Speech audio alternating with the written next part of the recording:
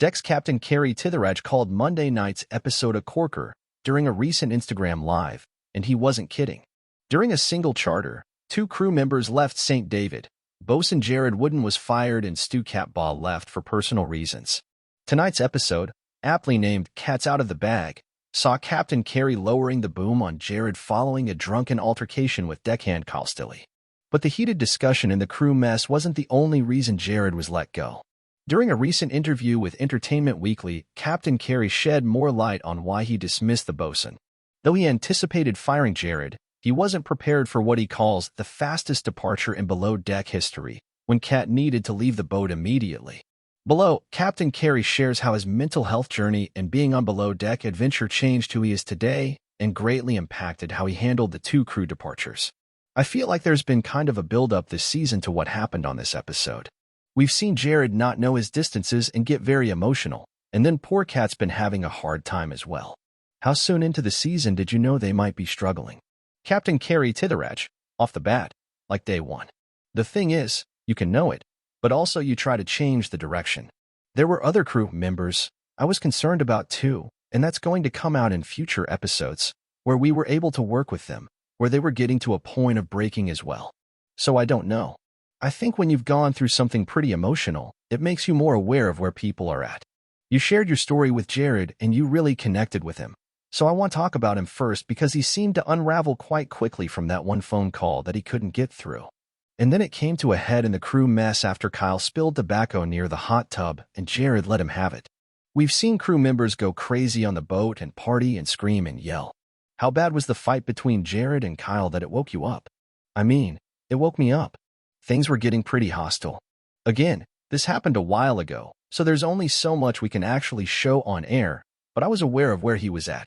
I put pressure on Jared and I do it with all my guys. It's a yacht. I know there's a TV show behind it, but it's a yacht and I have standards, and my standards are that I'm not waking up to a mess in the hot tub. And I'm nice enough to not go up there straight away and check. I've seen other episodes of Jared running around in the morning making sure everything is cleaned up. So I mean, that's pressure I've put on him, but that's the pressure I'd put on anybody to make sure it's right. So things are getting wound up. And really, Kyle has tobacco up there. I mean, if I would have seen it up there, Kyle probably would have gone home. Because you don't do loose tobacco in a hot tub. That stuff gets on a teak, it gets on the paintwork. It'll stain. So Jared had a good reason to be doing what he was doing, but he wasn't in the right state to be dealing with it at that time. I watched it again, and I don't see all those steps. I just hear this noise. I was really woken up earlier. I want the crew to have a good time, but they shouldn't be having a good time at my expense. So did you know that night you were probably firing Jared the next day? I was already thinking through where he was at. And the problem is when you're on your last warning, people don't usually get past a second warning and survive because there's too much pressure. And I can see him struggling. And I've got reports that he was drinking that night, and I told him to stop the piss. You're going through a lot of right now, mate. And there were more conversations than what we can show. We don't have enough time. But there were more times I spoke with him about going through what he's going through and getting his head straight and being in the game, and that alcohol is not going to help you make the right decisions. It's going to make things worse. And he told me that he would back off the booze, and that was from that first crew party. When I saw him break the glass, I left. I'm like, man, I want the crew to have their fun. But the other thing that people aren't fully aware of is my responsibility as a captain isn't just what happens on the boat. So if my crew is getting too drunk and they hurt themselves on the beach or falling out of a cab, that's my responsibility. Do you think Jared could have been drinking a little on charter? If I would have smelled it, he would have been off the boat faster than Cat was. So it never entered my mind that that was happening. What was happening is you hit the booze hard, and then the next day you're not going to function as well. And what I wasn't aware of was Ben undermining him. So he had to constantly deal with being undermined, keeping his head cool. He couldn't get through to his daughter, the job, me. He had pressure from everywhere. And you really tried to work with him.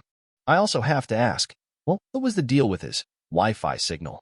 I noticed he was on the boat. He couldn't get through to his daughter, but then he was on land trying to get through. I've seen a bit of chatter about that online because they see me talking to my kids and then him not. I'm on the bridge. He's trying to contact his daughter down in his room. It's like being inside a high-rise or in a basement. So that could address that issue. I offered him to use my phone more than one time to speak to his child. In the last episode, he had an iPhone and his regular phone beside him. I don't know whether he borrowed a crew member's phone or what, but maybe it was the other side. Maybe other things were happening in Alaska that weren't lining up. Do you know what I mean? I will say that was one of the most graceful firings I've seen on Below Deck. He was being fired, but in the end, he left feeling okay. So kudos to you. I was worried about him. I'm getting a little emotional thinking about it. I'm going back there. I've been in that low spot where I don't know if I can find a way out of this. I've been there, and what did I do?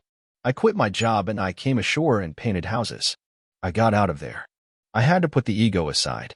I'm running a 300-foot yacht. I'm in the pinnacle of my career. I'm in the Maldives. I've always wanted to be here. I've been working so hard to get there, and I've got to take care of this. I've got to be there for my kids. How hard it can be. So if I never had been there, and we'd go to the Captain Kerry of 10 years ago, you'd see a different person talking. I wouldn't be as gentle. I'd be pissed off, and I would have made his mental health worse because I would have just drilled him to the ground. You'd let me down. You had the opportunity. You keep a fine G up. You know what I mean? That was the way that I grew up in the industry. The boat doesn't change for you. You change for the boat. And a big part of me changing is not only my experience in that, but when I shot Below Deck, Adventure, I was already on that train of mental health and stuff, but also able to see myself and have that opportunity to see myself from someone else's perspective. And then to see behind the scenes how that's affected somebody in a positive or negative manner. So the show in itself has made me a better captain, a better partner, a better father, a better human being. Well, it shows. Have you talked to Jared since? How's he doing? I got with him before the first episode because I didn't know how they were going to portray him, and I wanted to make sure he was okay. Just let him know, look man, I know you're in a bad headspace. Got any problems? Give me a call. I got with Kat, but Jared was in town, so he came to my house. We went and got a burger. I invited Jared to the watch party last weekend. So he's doing well. Did Jared say that firing him was probably the best thing you could have done for him? 100%. 100%. And he brought his dad to come to my watch party, and his dad thanked me. And then we have Kat. We don't know exactly what it was, but it seems like whatever happened was horrific. What was going on there? I knew that she was having challenges by just seeing her move around. I'm surprised by how much trouble she was having at the job and how gracious Sandy was in training her. But it breaks my heart to see how much Kat was crying. And then she would come out and have to put a brave face on. But she was really struggling. And as soon as I found out that she was in that bad place, I mean, there's no editing there. I'm bringing the port control. I'm ringing local Coast Guard. I'm ringing everybody. I could just see it in her face. I didn't need to know what was going on. It didn't matter what it was. To her, it was catastrophic. And that's something else I've learned on my journey is that it's real to that person who's going through it. It doesn't matter if it doesn't affect you or how insignificant it may seem. It's real to them. So how is Kat doing? She's having a hard time seeing herself where she's at. But she said she's in a pretty good headspace. And I've shown her support. I say, look, if you need someone to talk to, I'm always here. I know you jumped in once you were down 2 crew members. You're washing dishes and everything, so you were very cool about it. But were you freaking out that you lost 2 people in one day? No, because freaking out doesn't get the job done. So don't get me wrong. There's a big, okay, Kerry, did you think this through? Laughs, but it wasn't for me to think through. These 2 people were in a place where their minds weren't on the job because they were having some mental health issues that we couldn't take care of on board. Catch all the Below Deck drama on Mondays at 9 p.m. Eastern Time / Pacific Time on Bravo. Captain Kerry promises the drama continues, teasing that despite newly appointed Bosun Ben Willoughby's strong performance, he, too, may encounter rough waters.